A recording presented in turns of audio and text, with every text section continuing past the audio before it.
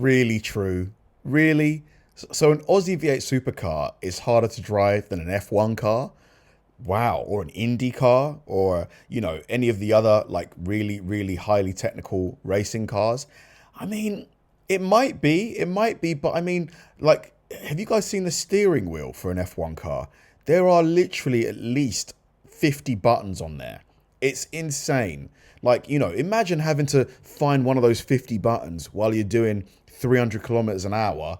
It's just, I can't imagine a V8 supercar would be harder to drive than that. But I mean, maybe it is. V8 Supercars, the most Aussie thing after a literal kangaroo. The race cars with tons of power, minimal downforce, skinny tyres and 650 horsepower V8 engines. They are quite a handful. And whilst being the literal opposite to Formula 1, they have some of the best racing in the world. However, they're also some of the most difficult race cars to drive. So, let me explain. But hang on, you might be thinking they can't be harder than F1 cars to drive. Yeah, F1 cars have way more power and grip and way more load going through the driver, and not to mention the highest viewing figures about. So why would V8 touring cars be more difficult to drive? Well, it comes down to the fundamental format of the V8 Supercar series. So, let me explain. Supercars, sometimes called V8 Supercars or Aussie Supercars, is a touring car series that travel to some of the best circuits in Australia. Places like the Mount Panorama circuit at Bathurst and the streets of Adelaide. Huge, powerful cars,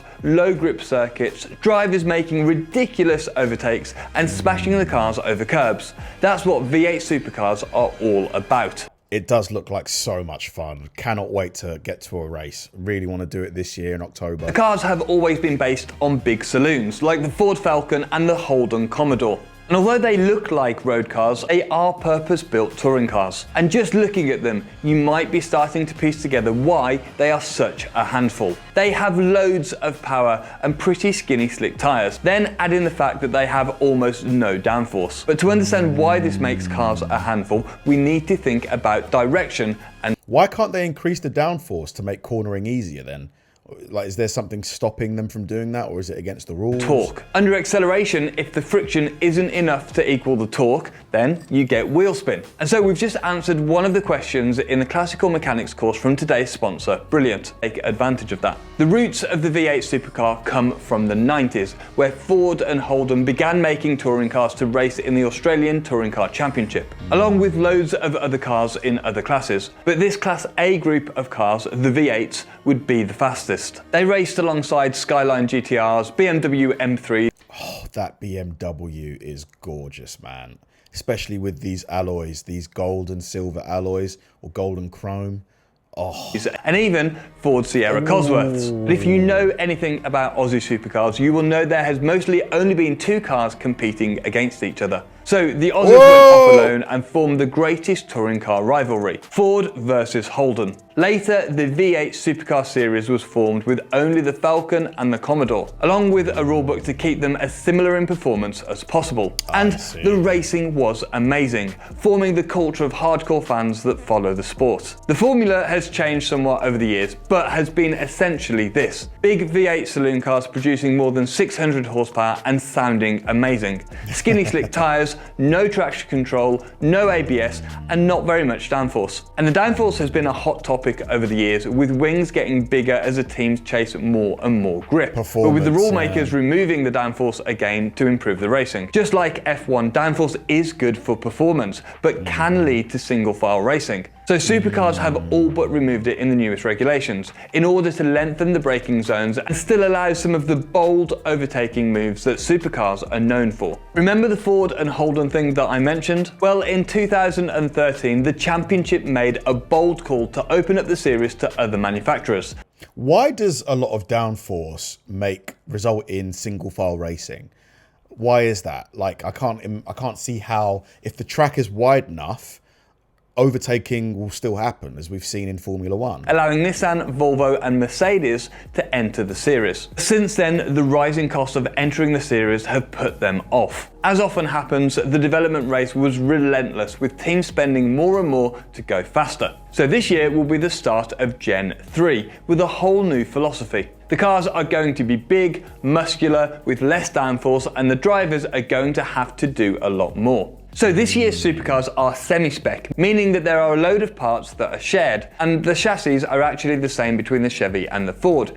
So it's pretty similar to F1 then, how the cars end up being sort of really similar. Meaning they can make them as even as possible. Even the drivetrain and gearboxes are all the same to keep the costs low. So you might be thinking, hang on, Chevy, not Holden? Well, General Motors stopped selling the Holden, so changed. Oh my God, that car is beautiful. Oh my God, look how muscular it is. The haunches. Whew. Their efforts to the Camaro. But really, the fan base are the same. Or you guys will let me know. And a similar thing happened in the Ford camp a little before. Ford stopped selling the Falcon and moved their efforts to the Mustang. But with everything being as even as possible to keep the racing close, teams brought something up. They wanted the Mustang to sound like a Mustang and to have the same engine. But so did the Camaro. However, although they're both V8 engines, they really are very different. Ford run a 5.4 litre quad cam engine, whereas the Camaro runs a slightly more old school pushrod motor. Looking here, you can see that they do actually look very different. So the Ford is an overhead cam, meaning the cams are directly pushing the valves. The Chevy has cams that are lower in the engine and uses push rods to move the valves. But the Supercar series have done something remarkable. They said, that's fine, but send every engine to us. They've essentially tuned all of the engines to perform the same on the dyno.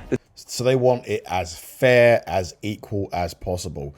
I get how that would be a good thing, because then you put it down to the driver to be better, rather than just having the best car, which in F1 pretty much guarantees you're going to win if you've got the best car. Same torque, the same power, and even the same power curve. Meaning the manufacturers are running road-relevant cars, but the racing is still very close. And I think that's very clever. And anything that's good for racing is good in my opinion. And they even do the same with the body of the car. Obviously, the road Camaro and the Mustang are shaped differently, and one shape may have an advantage over another in terms of drag, downforce, or maybe both. So the Supercar series actually run testing with the cars to match them within a few kilograms of downforce and drag to each other. Right, so we get the technicalities of the cars, but why are they so difficult to drive? Firstly, we've already mentioned the power. 650 horsepower is a lot for a race car, but especially so for one with such narrow tyres. Rear tyres are 300 millimeters wide. And for context, GT3 cars have less power and run 325mm tyres. Wow. F1 tyres are 405mm wide, so a lot wider. So the drivers really have to creep on the throttle to avoid lighting up the rears and cooking the tyres. Apparently, it's pretty normal to still not be at full throttle in third gear from a hairpin. And the tyres become an issue under braking as well. The cars have no ABS, which in itself is unusual in GT cars, but of course, not a problem. What is a problem is that the cars are pretty fast in a straight line and also weigh a lot. What's the top speed of an Aussie supercar? I think the fastest I've seen one go is like 300 kilometers an hour. It's about 200 miles an hour. Do they go faster than that? So getting them stopped really separates the good from the great drivers. And I spoke to my mate Lucas about this. He was a factory driver for Nissan and tested in these cars. And these cars, as you know, they have very narrow tires, very low grip on the tires, no traction control, no ABS and sequential gearbox, and no downforce at all. What I found in that test is that the most important and the time comes in the very end of the braking zone. You have to be very gentle, very smooth on the last part of the braking, and that makes a huge difference on the car entering the corner or not, or making understeer or oversteer. And that makes sense. With a car with minimal downforce, getting the car from the braking phase into the turning phase will always be difficult, especially in a car that's relatively heavy. But what Lucas says suggests that this is where a lot of the lap time between the rest of the pack and the top drivers is. But potentially the most difficult thing is shifting. The cars run sequential gearbox. The sound is phenomenal. Oh my God. That are in a transaxial layout, meaning the gearbox is built into the rear axle for better weight distribution. But what's difficult is getting through the gears. On the way up through the gearbox, it's easy. The drivers can stay flat out, pull the gear lever towards them, and the ECU cuts the power and the gear goes in.